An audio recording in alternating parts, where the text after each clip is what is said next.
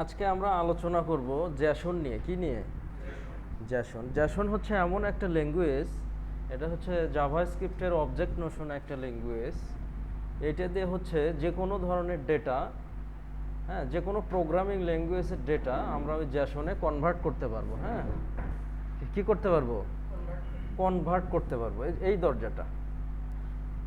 আচ্ছা, এখন কনভার্ট করে আবার জ্যাসন থেকে আমরা, সাপোজ আমরা পিএসপিতে কাজ করতেছি, তো পিএসপির ডেটা আমরা জ্যাসনে কনভার্ট করতে পারবো। আবার যখন আমাদের ডেটাটা দরকার, আবার জ্যাসন থেকে পিএসপিতে কনভার্ট করতে পারবো। আবার পিএসপির ডেটা আমরা জ্যাসনে করতে পারবো, জ্যাসন থেকে আবার কি জাভা স্ক্রিপ্টে আউটপুট দিতে পারবো, বা জাভা স্ক্রিপ্টে কনভার্ট করতে পারবো, অথবা জাভাতে করতে পারবো, অথবা দেখা যাচ্ছে যে ASP.NET বা অন্য কোনো প্রোগ্রামিং ল্যাঙ্গুয়েজ সেখানে কনভার্ট করতে পারবো, বা সিতে কনভার্ট। হ্যাঁ, এখন জ্যাসনটা হচ্ছে সব থেকে মানে মোস্ট অ্যাকসেপ্টেবল বা মোস্ট পপুলার একটা ল্যাঙ্গুয়েজ, হ্যাঁ, যেটা দিয়ে কোনো একটা প্ল্যাটফর্ম বা কোনো একটা প্রোগ্রামিং ইন্টারফেস বা ল্যাঙ্গুয়েজের ডেটা কনভার্ট করা যায়, এবং ওইটা থেকে আর একটাতে কি ট্রান্সফর্ম করা যায়। হ্যাঁ, আচ্ছা, এখন মোটামুটি জ্যাসনটাই সব থেকে মোস্ট ইউজড আর কি। আচ্ছা, এটা হচ্ছে মূলত জাভাস্ক্রিপ্টের একটা অবজেক্ট নোশন। জাভাস্ক্রিপ্টের একটা কি অবজেক্ট নোশন।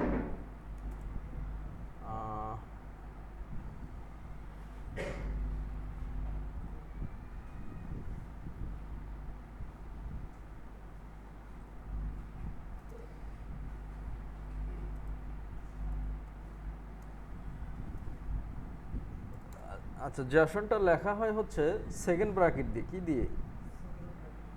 সেকেন্ড ব্র্যাকেট দিয়ে এর মধ্যে লেখা হয়। আচ্ছা, প্রথম হচ্ছে এরকম লেখা হয়, হ্যাঁ, তারপরে একটা কোলন, তারপরে আবার কি কোঠা, ডাবল কোঠা, হ্যাঁ, তারপরে আবার কি কমা। এখন আমরা যদি দুইটা জ্যাসন লিখি, তো এইখানে আমি লিখবো নেম, এখানে প্রথমটাতে কি দিব? নেম। নেম সমান সমান দেব হচ্ছে সিয়াম, হ্যাঁ, আর একটা লিখবো হচ্ছে এইজ। এজ সাপোজ দিলাম হচ্ছে আমি কত, 25। এটাকে বলা হচ্ছে প্রপার্টি, এটাকে বলা হচ্ছে ভ্যালু। এটা প্রথমটাকে কি বলা হচ্ছে? প্রপার্টি। আর সেকেন্ডটাকে বলা হচ্ছে ভ্যালু। এখন এই ডেটাটা আমরা কোনো একটা ভেরিয়েবলের মধ্যে স্টোর করতে পারবো।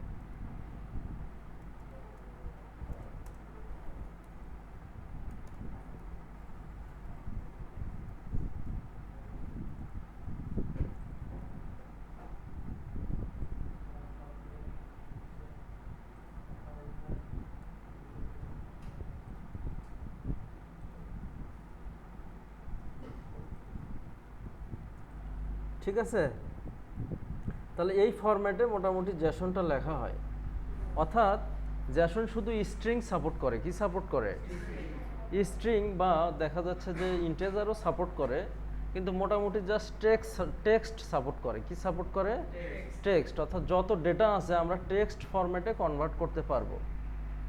ঠিক আছে, আমরা যদি বলি অ্যানিমেশন, ভিডিও, হ্যাঁ, সেগুলো লিঙ্ক আকারে সাপোর্ট করবে, সিডিএন আকারে সাপোর্ট করবে, কিন্তু সরাসরি র ফাইল আকারে ওইভাবে সাপোর্ট করবে না। জ্যাসন শুধুমাত্র সাপোর্ট করে কি? টেক্সট। হ্যাঁ, অর্থাৎ তুমি একটা অ্যাপ্লিকেশন বানাইছো, সাপোজ হচ্ছে রিয়াক্ট জেএস, হ্যাঁ, এখন ওই অ্যাপ্লিকেশনের ডেটাটা তোমার ওয়ার্ডপ্রেসে দরকার, তাহলে তুমি ওই ওয়ার্ডপ্রেস তো আবার পিএসপিতে করা, কিসে করা? তাহলে ওই ডেটাটা এখন আমরা এখানে নিয়ে আসবো কীভাবে? পিএসপিতে। তাহলে এখানে হচ্ছে জ্যাসন একটা থার্ড পার্টি, হ্যাঁ, যারা রিয়াক্ট জেএস দিয়ে ওইটা বানালো, তারা কি করবে? এই ডেটাটা ট্রান্সফার করবে জ্যাসনে, হ্যাঁ, আবার পিএসপিকে কি করবে? ওই ডেটাটা জ্যাসনের কাছ থেকে ধার করে নিয়ে আসবে। ঠিক আছে, থার্ড পার্টি একটা অবজেক্ট নোশন। ঠিক আছে, আচ্ছা, মোটামুটি জ্যাসনটা একটা গুরুত্বপূর্ণ। জ্যাসনটা কি গুরুত্বপূর্ণ? এটা মোটামুটি আমাদের ডেটা ট্রান্সফারের জন্য খুবই গুরুত্বপূর্ণ। ডেটা ট্রান্সফারের জন্য কি খুবই গুরুত্বপূর্ণ। আচ্ছা, এটাকে যদি আমরা এখন জ্যাসন ইনকোড করি, কি ইকো জ্যাসন ইনকোড,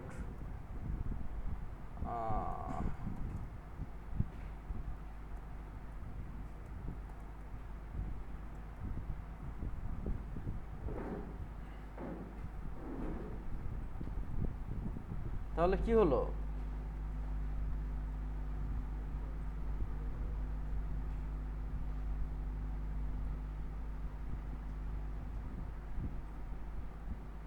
প্রিন্ট আর করব।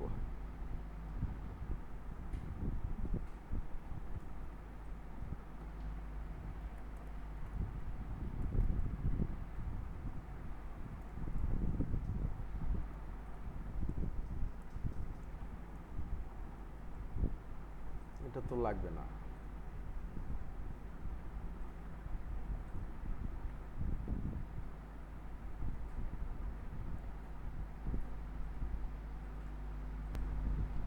আচ্ছা, এটা হচ্ছে JSON ডিকোড হবে। কি হবে? ডিকোড। অর্থাৎ আমাদের একটা ডেটা JSON-এ আছে, ওখান থেকে আমরা আমরা ওটাকে অ্যারেতে নিয়ে যাব। কোথায় নিয়ে যাব? অ্যাসোসিয়েটিভ অ্যারেতে নিয়ে যাব। কোন অ্যারে? Associative array. সেই ক্ষেত্রে JSON ডিকোড হবে। অর্থাৎ JSON-কে ভাঙো, JSON-কে ভেঙে অ্যারেতে নিয়ে যাও, এটাকে বলা হচ্ছে JSON ডিকোড। JSON-কে ভাঙ্গা, হ্যাঁ। আর JSON-এর ফাংশন সাধারণত দুইটা আছে PHP-তে, একটা JSON ইনকোড আর একটা কি JSON ডিকোড। তাহলে আমরা ডিকোডটা দেখলাম। দেখো এই JSON-টা কোথায় কনভার্ট হলো? অ্যারেতে কনভার্ট হলো। এটা একটা অ্যাসোসিয়েটিভ অ্যারে না? নেমটা একটা অ্যারে কি, ঠিক আছে? এসটা একটা কি অ্যারে কি। ক্লিয়ার? আচ্ছা, এখন আমরা চাচ্ছি যে আমরা এবার অ্যাসোসিয়েটিভ অ্যারেকে JSON-এ নিয়ে যাব। এটা আমরা কি করলাম? JSON-কে অ্যাসোসিয়েটিভ অ্যারেতে নিয়ে আসলাম। আবার আমরা চাচ্ছি অ্যাসোসিয়েটিভ অ্যারেকে আমরা কি করব? JSON-এ নিয়ে যাব। আচ্ছা, ইন দিস কেস আমরা হচ্ছে একটা অ্যারে নেব, এস অ্যারে। আচ্ছা, একটা অ্যারে নাও,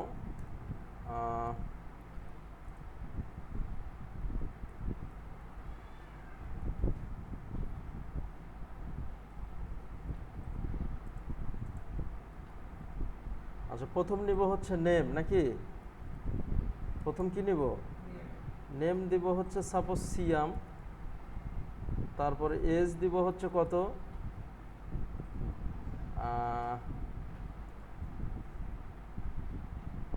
সাপোজ হচ্ছে 25 না? তাহলে এটা স্ট্রিং আকারে দেই। আচ্ছা, আর ক্লাস দিব হচ্ছে স্টুডেন্টস, কি?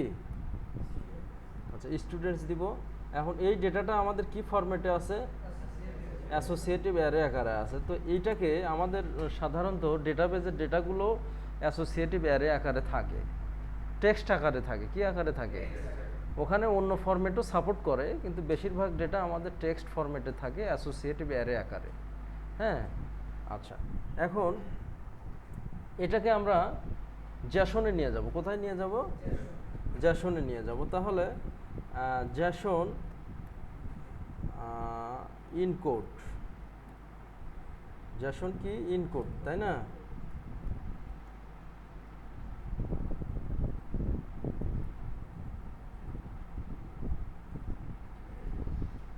আচ্ছা, এখন ইকোতে কিন্তু অ্যারের ডেটা প্রিন্ট হয় না।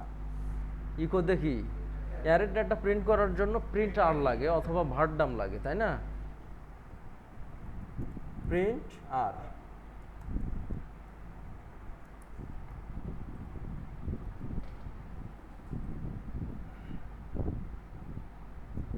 এবার কি?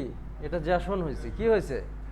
তার মানে JSON থেকে অ্যারেতে নিয়ে যাচ্ছে, অ্যারে থেকে আবার কি JSON-এ নিয়ে যাওয়া যাচ্ছে। এবং এটার খুবই ইউজ আছে, হ্যাঁ। তোমরা যখন বড় মাপের ডেভেলপমেন্ট করবা, প্রায় 90% প্রজেক্ট তোমাদের JSON-এ নিয়ে যাইতে হবে। কারণ দেখা যাচ্ছে ওরা এক ইন্টারফেস থেকে আর এক ইন্টারফেসে নিয়ে যাচ্ছে, এক প্রোগ্রামিং ল্যাঙ্গুয়েজ থেকে আর এক প্রোগ্রামিং ল্যাঙ্গুয়েজে আউটপুট দিচ্ছে। সেই ক্ষেত্রে তো JSON ছাড়া খুব একটা ওয়ে নাই। আরও দু একটা আছে, কিন্তু সব থেকে মোস্ট ইউজড হচ্ছে কি এবং ইজি হচ্ছে JSON। আচ্ছা, তাহলে এই দুইটা ফাংশন, হ্যাঁ। আচ্ছা, এখন আমাদের যে এই ডেটাটা, আমাদের যে টেবিল ডেটাটা, হ্যাঁ,